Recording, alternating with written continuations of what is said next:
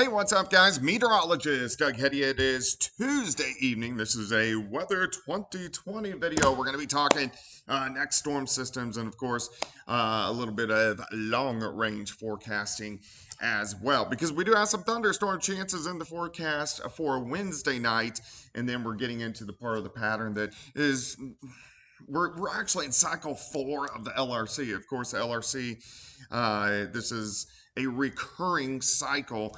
Gary Lezak and I, we've been working on it for about 25 years, so a long time. We learn something new each and every year. We got a lot of cool long-range products if you want to check out weather2020.com. But we're in cycle 4 already, and each cycle has a little bit of twist to it. So, of course, something that we got to keep our eyes on. But we're kind of in an interesting part. So let me jump in and I'll show you kind of what is going on. First off, most of the central plains look pretty good for us today. You can definitely see where the hot spots are today as our big storm system out across the western third of the country. Look at all the rain. Even had a tornado warning yesterday in northern parts of California, which is kind of atypical for them.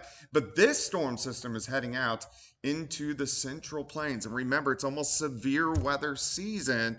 We're going to be jumping into it here fairly quickly. So, of course, I want to give my boys at Superior Roofing and Construction a huge shout out. If you have roofing needs, they are a 4-state family-owned company. They're located 7th and High Street in Joplin, Missouri. But I had them do my roof. And, of course, as we get into windy season, hail season, severe weather season, if you get roofing needs, make sure you give them a call. The number is right there on the screen.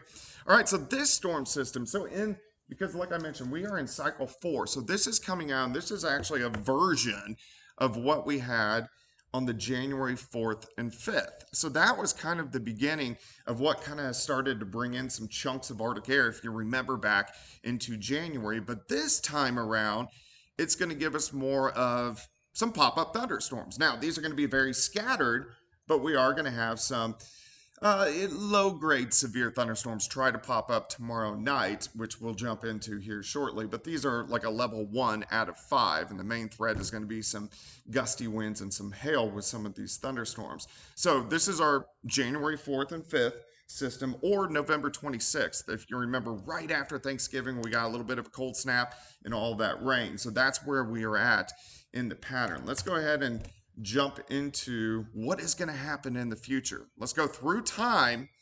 I'm going to stop this for you tomorrow morning. So here's 6:30 in the morning. Temperature is not as chilly, 45 in Kansas City. We got 49 in Oklahoma City, Joplin, right around 50 degrees as we head into the morning hours. All right, let's continue through the day on your Wednesday. Look at this, huge warm up. We pop into the mid 70s for highs, which is fantastic. 71 in Kansas City, 68 St. Louis, Oklahoma City, up to 77 degrees. Now watch what happens tomorrow night. Look at this. Some thunderstorms start to pop up. So this is between Wichita and Tulsa. And again, any of these storms that do pop up could be low-grade severe. These are going to be elevated in nature, so they don't really look like tornadic type storms, but could definitely drop some hail. All right, let's continue through the overnight hours tomorrow night. These push east, southeastern Kansas, mainly along a north of I-44, so will affect Joplin up toward Nevada. Again, very scattered. As we continue into the morning hours, this cluster of storms now over toward Lebanon and also West Plains. And then we're just left over with some morning showers by the time we get into Thursday morning. Then as we go into Thursday afternoon, we break out, see sunshine again. It's still going to be really nice, a little bit cooler than what we are going to see tomorrow, but you can still see 60s across the board, which is still pretty fantastic. As we go into tomorrow night and Friday, also still looking pretty good. All right, let's go ahead and we're going to look at our next storm system here. Let's go down the road. All right, I got my notes here. All right, so if you remember the January 12th storm, so the January 12th storm is the one that really drew in that Arctic air for us in the middle of January. Remember, we had overnight lows -10 to -15. Of course, the Chiefs played the Dolphins. The wind chill was -30. Okay, so that storm system returns next Tuesday. So watch this come out. Here's Monday. You can see the storm system, the western third of the country. Here it comes right out into the central plains. And this could be an event of severe thunderstorms, especially Tuesday. Let me back this up a little bit.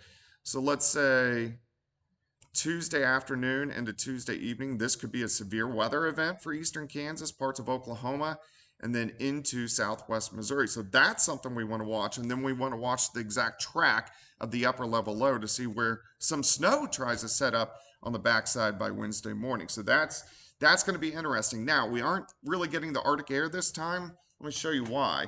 Remember, every now and then we talk about the Arctic oscillation. When the Arctic oscillation is negative, that's when we get some Arctic air down here. So if you look, let me show you this. Okay, so January 1st is here. We had a negative Arctic oscillation. Here's January 15th. So that system that is repeating right now, you can see our Arctic oscillation was like minus 2.5. Well, here we are now. It's a positive 2.5 to positive 3, and we'll have to see if it can drop a little bit. So we are going to get some cold spells in here. It's just not going to be like we saw in the middle of January, which is good. All right, let's break down next couple weeks for you. The yellow days are warm days, meaning well above average. Gray days are near average. So you can see we're warm the rest of the week, Friday, Saturday, Sunday, Monday, Tuesday. There's that next system. Tuesday into Wednesday, we cool down. Another system on March 1st and 2nd, which could be rain, possibly over to a little bit of snow. Average temperatures for the first week of March. We warm back up. Some thunderstorms on the 9th and 10th. And then again, another system moving in on the 15th and 16th.